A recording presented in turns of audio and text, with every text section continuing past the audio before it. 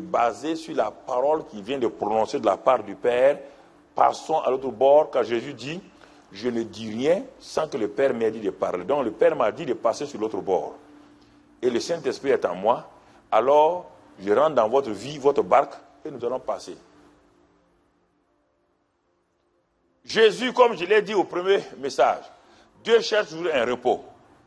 Dès qu'ils ont accepté, ils ont mis leur barque, leur vie à la disposition de Jésus. Jésus est entré dans la barque. Il a dit, passons à l'autre bord. Il n'a pas dit, allons combattre. Il n'a pas dit, allons nager. Il a dit, passons de l'autre côté. Et comme il est dans le repos de la parole de son Père, il se couche et s'endort. Au moment où ils sont en plein milieu, l'ennemi suscite la tempête. Ça, c'est le rôle de l'ennemi. C'est son travail. Tu ne peux pas le faire autrement. C'est lui aussi. C'est comme ça qu'il fait. Il faut avoir compassion de lui. Il est agité. Il a commencé à agiter. Il peut agiter la mer, mais il ne peut pas agiter ta vie.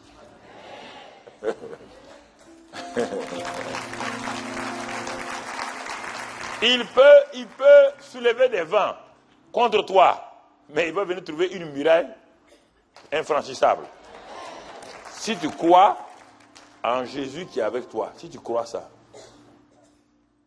Quand la tempête s'est levée, les disciples ont oublié, parce que ça là, vivre la vie de Christ en nous. Christ était en eux, mais l'autre partie là, vivre la vie, vivre la réalité là, ils ont oublié ça. Christ était là, en personne, avec le Saint-Esprit. Ils étaient là, mais ils ont oublié la première partie, vivre la réalité. Ils ont commencé, ils ont dit, laissez les jeunes hommes là, c'était un rabbin. Il est très bon, c'est un gars sérieux, un jeune homme sérieux, mais en matière de pêche, Pierre, Jean, André, c'est nous qui sommes des pêcheurs. Ils ont commencé par leurs efforts, leurs techniques. La vie chrétienne n'est pas un assemblage de techniques. Les techniques vont vous frustrer.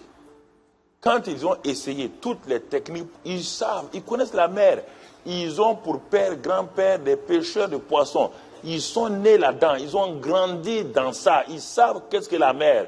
Donc pour eux, Jésus n'a jamais connu la mer. Mais ils ne savent pas que c'est le créateur de la mer qui est couché là, qui a parlé à la mer. Ils ne savent pas.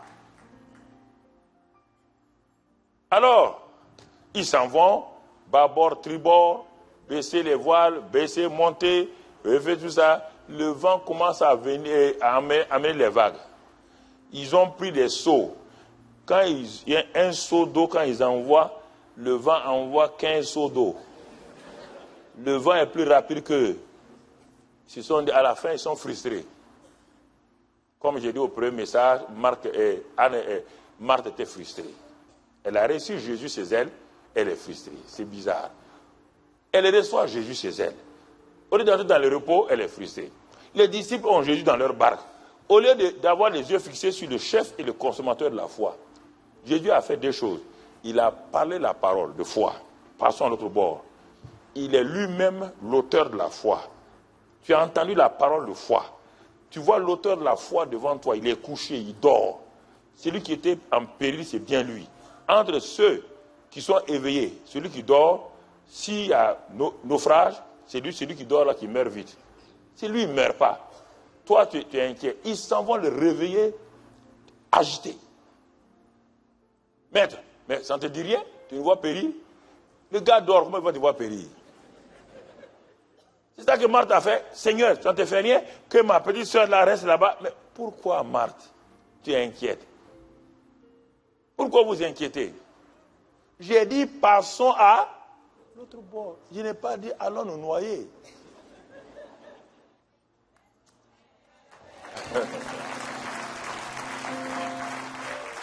Il vous a jamais sauvé pour aller vous noyer? Jamais, frères et sœurs. Découvrez le vrai cœur de Dieu. Apprenez à le connaître. Et vous aurez de l'assurance, la paix. Quand il s'est levé, qu'est-ce qu'il a fait? Dès qu'il a dit passons à l'autre bord, c'est pour les aider, eux, qu'il a parlé. Est-ce que le vent, la mer, est-ce que l'eau peuvent détruire leur créateur.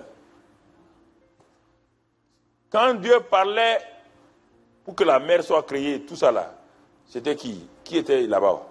C'est ce Jésus que tu vois là. Il a la forme humaine. Mais il était là-haut. C'est lui la parole. C'est lui le Logos qui a travaillé avec le Saint-Esprit pour créer tout ça. Comment la création va dominer le Créateur? Jésus s'est levé et dit, vent, il y a quoi? Il y a quel problème? Le vent dit, ah, c'est Satan qui a dit, bon, calme-toi, couche-toi.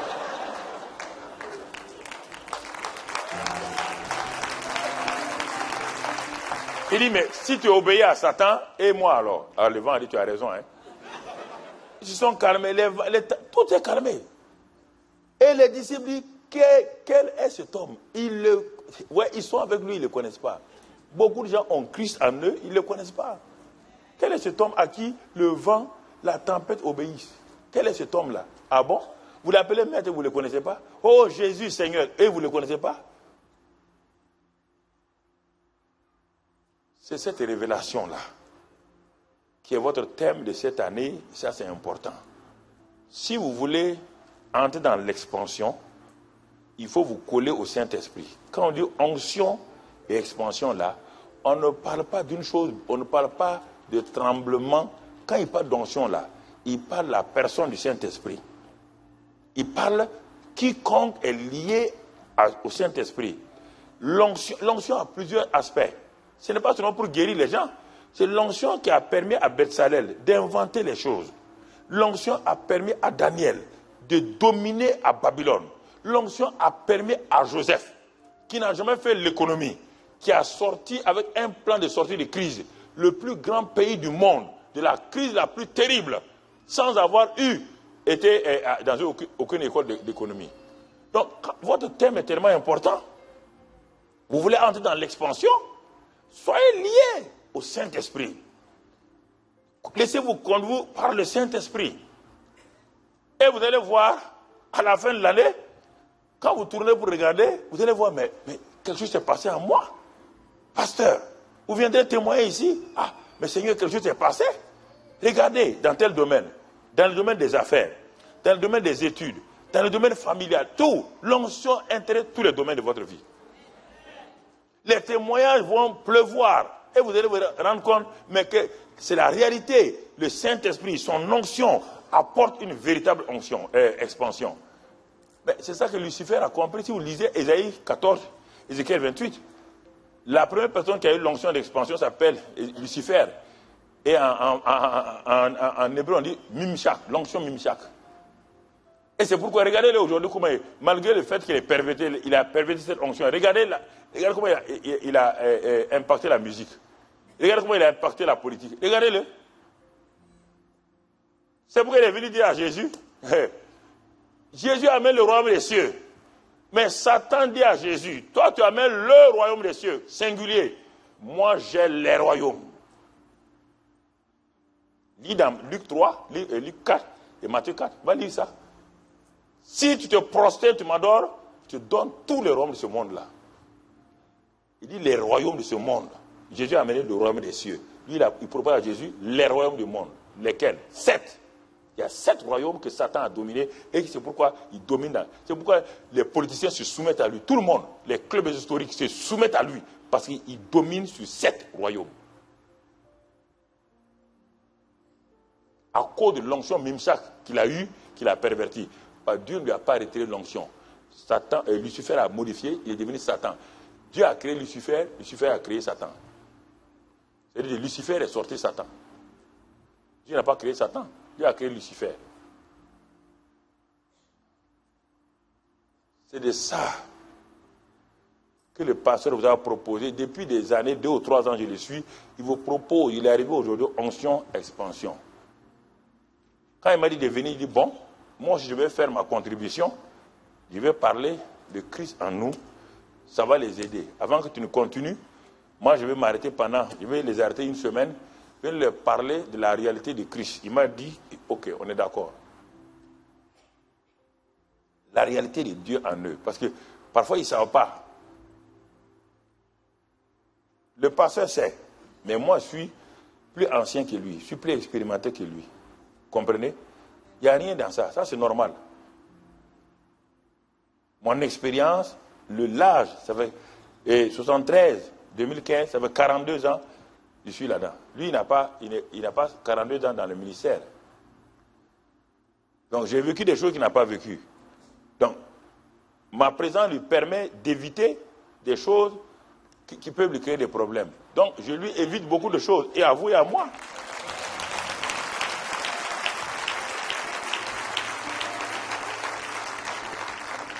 C'est ça, frères et sœurs. C'est ça l'expérience. L'expérience permet que tu impactes l'autre génération pour qu'ils ne fassent pas les mêmes erreurs que toi. Mais oui, ceux qui ont fabriqué des choses, ils ont mis des années pour fabriquer. Mais aujourd'hui, les inventeurs d'aujourd'hui s'appuient sur l'expérience de ceux qui sont passés.